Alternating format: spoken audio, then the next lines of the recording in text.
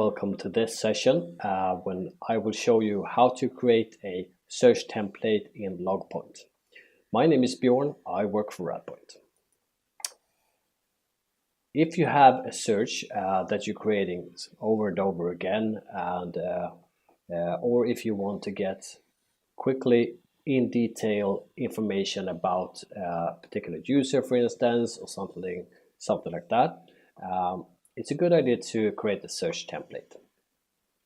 So in this search that I have here, I'm looking at user logins or login attempts with expired passwords. So if I want to create this into a search template, I go to settings. I have a tab here where I will create the search template. So if you go to settings, you click on knowledge base down here and then on search templates.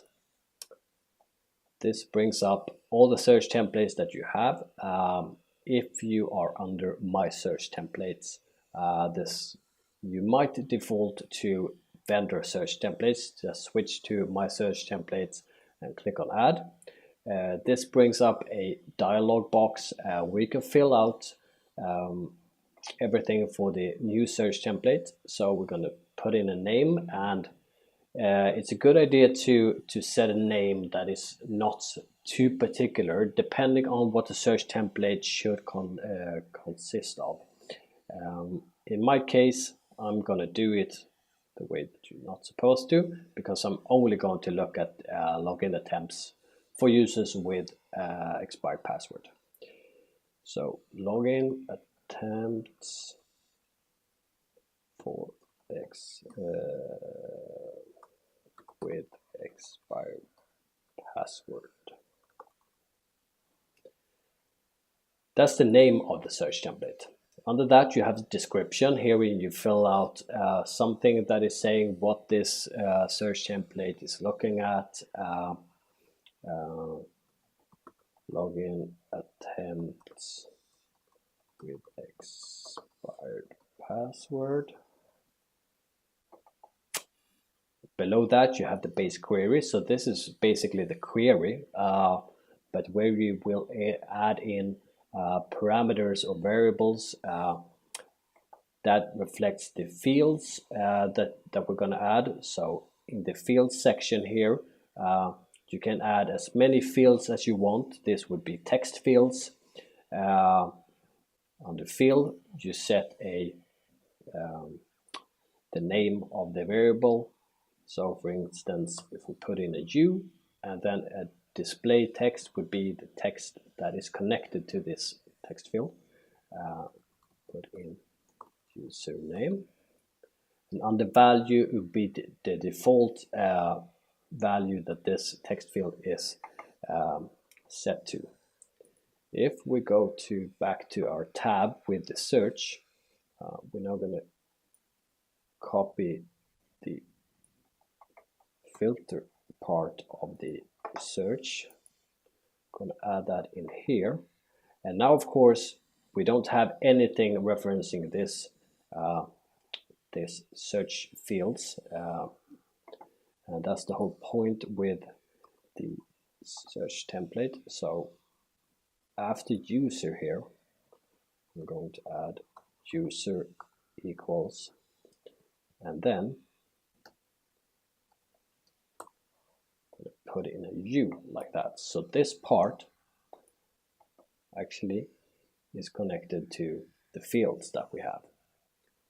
So user should be equal to the field that we have filled in. If we find ourselves down here, we click on submit, and now we can go to the search template. We find it in this right section here on the search, where it says search templates. So click on the search template that we created, and you will find this empty area where we can now add widgets, very much like a dashboard, but it's sort of a filtered dashboard. So if we click on add widget, we can now put in the name of the widget. We're going to put in list of users log in with expired password. In the query, we're now gonna reference the base query because that was we're gonna use. And after that, we want to present this in some way. So basically what we want to do is show this the same way as this search query does. Now we're going to take the whole chart count by section of the search and add it here. And this will show exactly the same result as this does. On the description, we'll put in list of users, expired password. Now we're going to set the time range, and I'm going to set this to 3 days. It's a good idea to not have it too short, but at the same time you don't want to look too far in the back. It's also a good idea to put this time range into the name so that you can easily see how long search this is for. When we're done, we click on finish. And if I just do a search now, you can set the repo, but you don't really have to in case you have set this search to only look at the right normalization, which we have. So, but we have set the repo anyway. This will also speed up the search because Logpoint doesn't have to look into a lot of logs. There's not supposed to for this search. So if I click on update, I will get the result, and by default you will always get a column diagram, which is not what we want. We want a table, so we change that. You simply click on the arrow down, and then you can change whatever way you want to display this widget. We're going to make this a little bit smaller, like that.